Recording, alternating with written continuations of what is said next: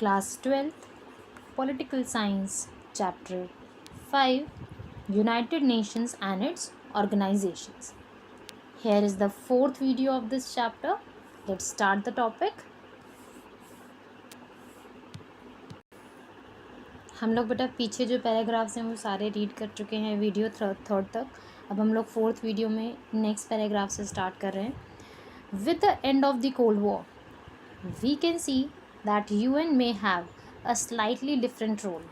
Basically बेटा आप ये चीज़ याद रखेंगे कि जब भी हम लोग यूएनओ की बात करते हैं तो यूएनओ के रोल को हम दो फ्रेज़ में देख रहे हैं. पहला फेज़ वो जो कि कोल्ड वॉर के टाइम पीरियड में हमने देखा, एक वो फेज़ जो कि हम लोग कोल्ड वॉर के ख़त्म होने के बाद उसे देख रहे हैं. यानी कि अगर टाइम पीरियड की बात करें तो 1991 से पहले और 1991 कोल्ड वॉर ख़त्म होने के बाद.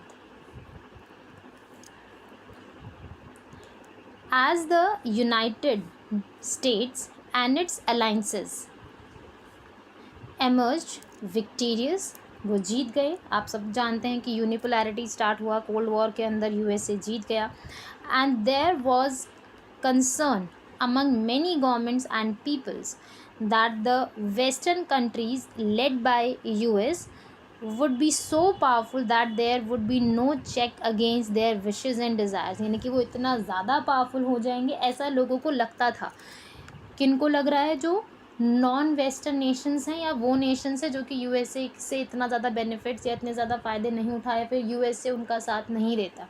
तो उन नेशंस को बहुत कंसर्न था कि अब यूएसए कोल्ड वॉर जीत गया है तो अब वो हमारी इच्छा के खिलाफ़ या हमारी विशेज़ और हमारी डिज़ायर्स को बॉदर नहीं करेगा और अपनी इच्छा और जो उनकी जो डिमांड्स हैं उसको फुलफ़िल करने के लिए वो जैसे चाहे काम करेगा.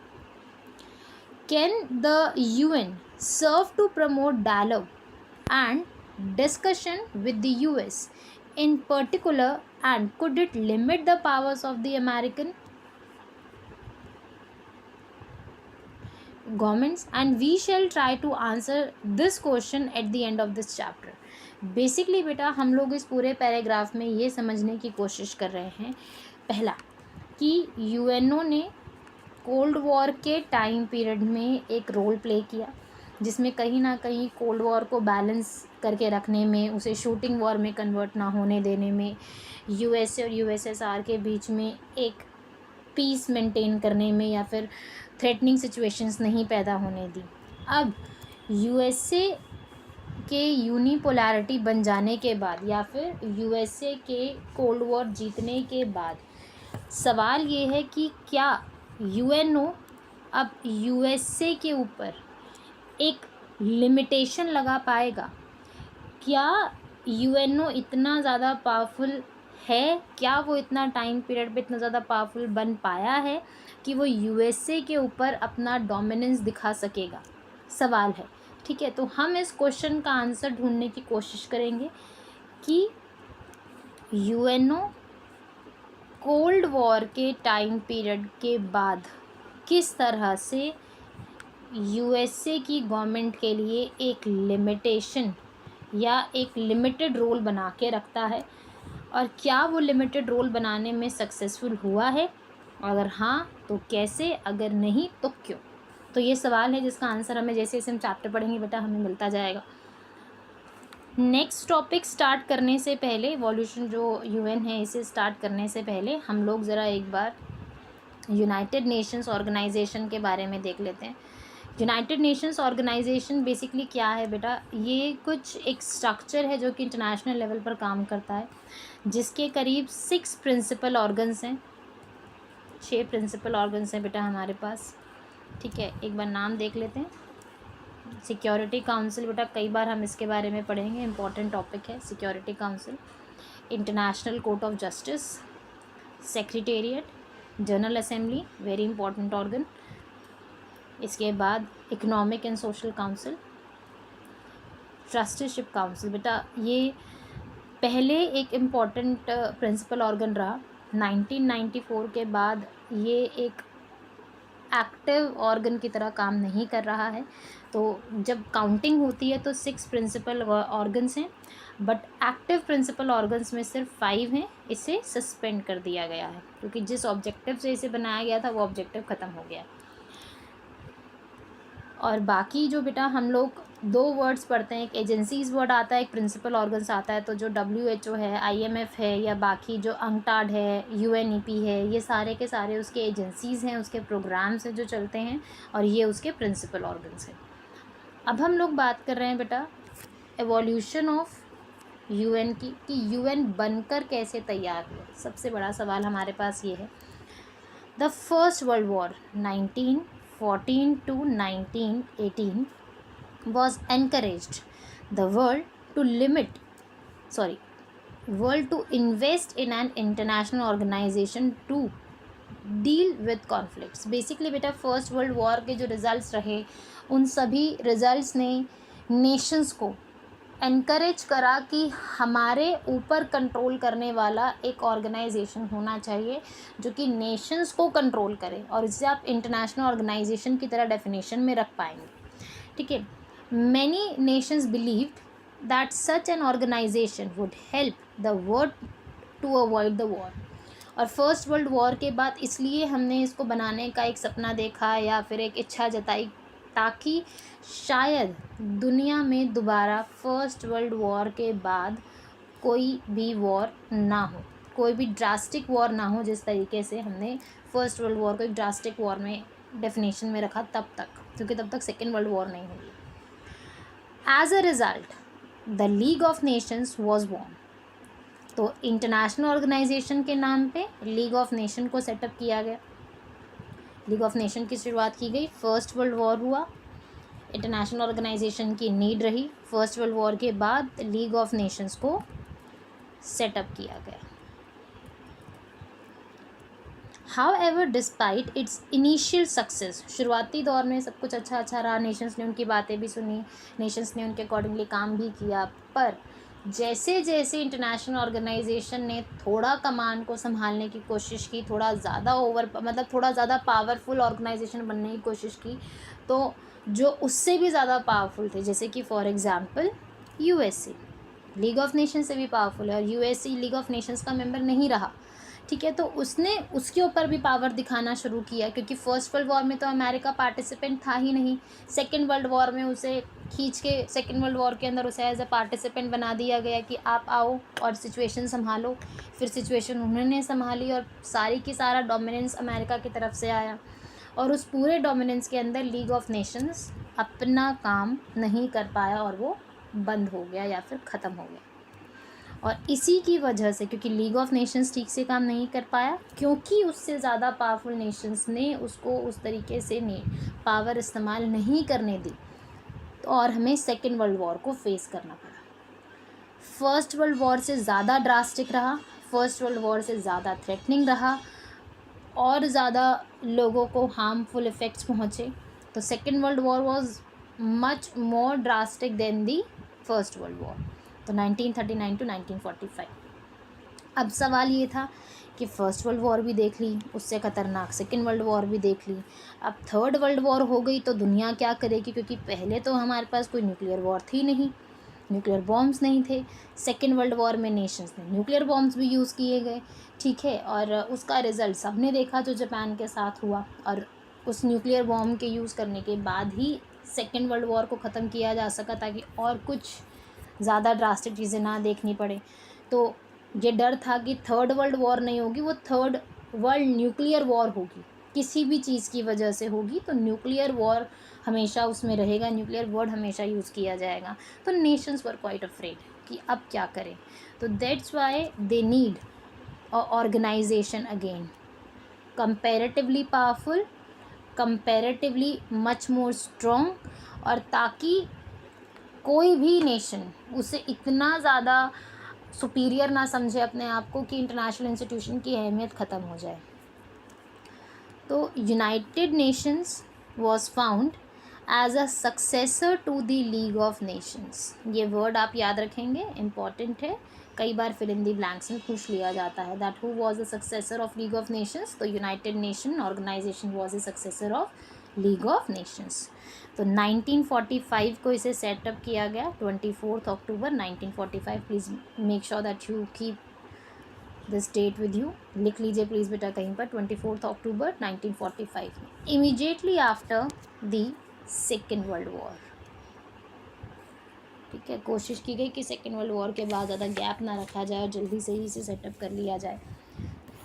तो 2 सितंबर को आपका ख़त्म हुआ world war, second world war, और 24 अक्टूबर को पूरी तरीके से प्लानिंग करके उसे सेटअप कर दिया गया। Okay ji.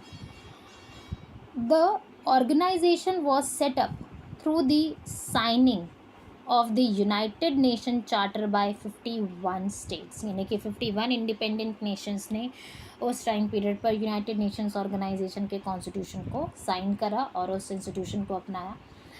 And it tried to achieve that the league can not, उसने उन सब चीज़ों को अचीव करने की कोशिश की, उन नेशंस को अपने अंदर बनाए रखने की कोशिश की, सिचुएशंस को संभालने की कोशिश की, ताकि सेकेंड वर्ल्ड वॉर के बाद कोई थर्ड वर्ल्ड वॉर ना हो और लीग ऑफ नेशंस के कंपेयर में यूएनओ ज़्यादा स्ट्रॉन्ग ऑर्गेनाइजेशन की तरह दुनिया के सामने बना रहे। The UN's objective is to prevent what, the international conflicts and to facilitate cooperation among the states. क्या करना चाह रहे हैं? पहला, इंटरनेशनल कॉन्फ्लिक्ट्स को होने से आप रोकोगे, आप प्रिवेंट करने की कोशिश कर रहे हैं, और उसके साथ साथ आप नेशंस के साथ कोऑपरेट करने की भी कोशिश करोगे। तो ये ऑब्जेक्टिव्स हैं बेटा, कहीं कहीं पर आपको ढूंढ के लिखने पड़ेंगे, आप लिख सकते हैं यूएन के ऑब्जेक्टिव्स में 2 पॉइंट्स आपके पास यहाँ पर हैं। एग्जाम में कई बार क्वेश्चन आता है that what are the objectives of UN. हम लोग बेटा जब भी किसी भी ऑर्गेनाइजेशन की बात करते हैं तो हम लोग उसके ऑब्जेक्टिव्स हमेशा पढ़ते हैं, जैसे आसियान के पढ़े हैं, ईयू के पढ़े हैं, सार्क के पढ़े हैं, ब्रिक्स के भी हमने पढ़े हैं, हमने जी सभी रीजनल ऑर्गेनाइजेशंस के ऑब्जेक्टिव्स पढ़े। तो हम लोग अब इंटरनेशनल ऑर्गेनाइजेशन के ऑब्जेक्टिव्स भी देखेंगे। तो बेटा 2 मार्क क्वेश्चन कई बार आता है, प्लीज़ आप इसे कहीं पे लिख सकते हैं। ठीक है, what are the objectives of UN, तो here are the 2 points. Next is it was founded with the hope that it would act to stop the conflicts between the states escalating into the war, यानी कि कोई भी conflict जो कि जल्दी ही एक लड़ाई में तब्दील हो जाएगा उसे आप रोकने की कोशिश करोगे। इफ़ वॉर ब्रोक्स आउट, और मान लेते हैं वो यूएनओ नहीं रोक पाता लड़ाई होने से और वॉर हो जाती है, और कोशिश करेंगे कि कहीं ना कहीं उस वॉर को लिमिटेड फॉर्म में रखा जाए। Furthermore, since the conflicts often arose from lack of social and economic development, क्योंकि बेटा कई बार लड़ाइयाँ क्यों होती हैं नेशंस, क्योंकि भाई सोशल डेवलपमेंट नहीं मिल रहा, पॉलिटिकल डेवलपमेंट नहीं मिल रहा, इकोनॉमिक डेवलपमेंट नहीं आ रहा है उनके पास, तो उस चीज़ की डिमांड में, उस चीज़ की सेक में आप नेशंस पर अटैक करते हो, उनको ऑक्यूपाई करने की कोशिश करते हैं, उनके रिसोर्सेज को कंट्रोल करने की कोशिश करते हैं। तो ये सब चीज़ों को देखते हुए वॉर होने के चांसेस रहते हैं। तो in this kind of situation और दिस काइंड ऑफ एरा, तो हम लोगों को एक ऐसा इंस्टीट्यूशन चाहिए जो कि वीक नेशंस को, जो सोशली और इकोनॉमिकली वीक हैं, उन्हें प्रोटेक्ट करने वाला एक ऑर्गेनाइजेशन चाहिए, ताकि रिच और पावरफुल नेशंस उन्हें कंट्रोल ना कर पाएँ। तो हमें एक ऐसा इंस्टीट्यूशन चाहिए, जो इंस्टीट्यूशन कौन बन गया है? यूएनओ। और हम चाहते हैं कि वो बना रहे, और हम चाहते हैं कि हमें उस तरीके से हेल्प उनसे मिलती रहे। The UN was intended to bring the countries together to improve the prospects of the social and the economic development of all over the world.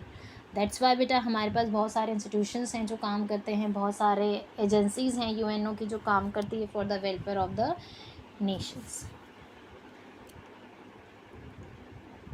इसके बाद है बेटा हमारे पास कुछ अपडेट्स कर लेना बेटा प्लीज़, क्योंकि ये पुराना बुक है सीबीएसई का। आपके पास जो बुक्स होंगे उसके अंदर यहाँ पर 2011 लिखा होगा और यहाँ पर 193 मेंबर नेशंस लिखा होगा। ठीक है, by 2011 the UN had 193 member nations. These includes almost all the independent states and please साथ में लिख लीजिए 2011 193 member nations and the name of the nation is South Sudan. ये न्यूली एडेड नेशन है बेटा। In the UN general assembly, general assembly is one of the principal, हमने अभी थोड़ी देर पहले वीडियो में देखा। All members have one vote each, हर एक मेंबर नेशन, 193 मेंबर नेशंस का ये ग्रुप है, हर एक मेंबर नेशन के पास क्या है, एक वोट है, one nation one vote. In UN security council there are 5 permanent members. Please बेटा इन्हें लर्न कर ले, कई बार क्वेश्चंस पूछे जाते हैं। करेक्ट द फॉलोइंग स्टेटमेंट में आता है, नेशंस के नाम चेंज कर दिए जाते हैं और स्टेटमेंट को करेक्ट करने के लिए कहा जाता है, कई बार आया है। और नेशंस के नेम कई बार पैराग्राफ में पैसेज बेस्ड क्वेश्चन में पूछ लिया जाता है, वीटो पावर के रेफरेंस में आपको पूछा जाता है, जो हम बाद में पढ़ेंगे।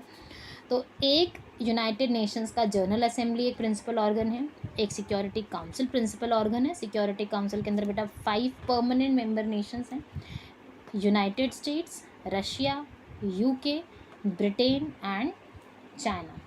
नेशंस के नाम बाय हार्ट आप लर्न कर लें।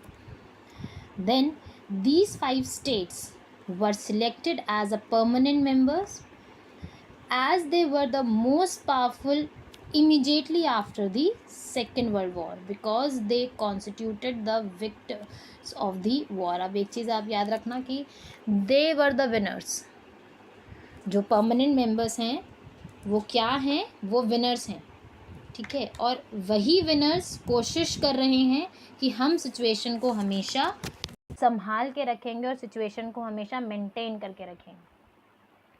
तो इसीलिए उनको 5 परमानेंट मेंबर नेशंस की सीट्स प्रोवाइड की गई। After this the UN's most visible public figure कौन होते हैं, सेक्रेटरी जनरल होते हैं बेटा, बिल्कुल हेड पोजीशन पे रहते हैं हमारे पास। The present secretary general is बेटा बान की मून 2007 से लेके, लिख लीजिए प्लीज़, 2007 से लेके 2016 तक रहे। आपकी बुक में लिखा होगा एंटीनो गुटरस वर्ड आया होगा आपकी बुक में, तो प्लीज़ अगर आपकी बुक में नहीं भी लिखा तो आप लिख लें 2017 से 9th secretary general Antonio Guterres. He is from Portuguese, Europe, ठीक है। After this, he took over the Secretary General on January 2007, ठीक है। He was the first Asian, किसकी बात की जा रही है, बान की मून की बात की जा रही है, पर एट प्रेजेंट कौन है, गुटरेस हैं बेटा पोर्टुगीज़ से, पर जो बान की मून थे was the first black who took the charge as the secretary general, उससे पहले कोई नहीं रहे।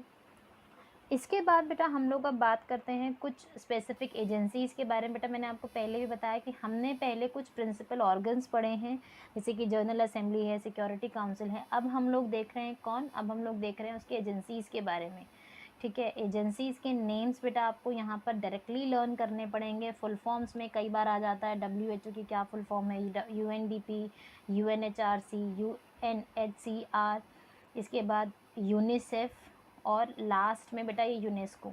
ये दोनों बहुत ज़्यादा फेवरेट हैं CBSE के, यूनिसेफ और यूनेस्को, क्योंकि इसकी डेफिनेशन जल्दी थोड़ा आगे पीछे कर देते हैं बच्चे, तो इसलिए प्लीज़ इनकी डेफिनेशंस आप लर्न कर लें और फुल फॉर्म में इनको आप प्लीज़ इनको लर्न कर लीजिएगा, ठीक है। तो ये बहुत ज़्यादा ज़रूरी फुल फॉर्म्स हैं, आप इन दोनों के आगे इम्पोर्टेंट लिख सकते हैं। Favourite questions of CBSE, they used to ask about the full forms of the like UNICEF या यूनेस्को, किसी ना किसी का फुल फॉर्म वो पूछ लेते हैं, फिर बाकी सब बच्चे इजीली लर्न कर लेते हैं। नेक्स्ट वीडियो में बेटा हम लोग बात करेंगे reforms of the UN after the cold war के बारे में।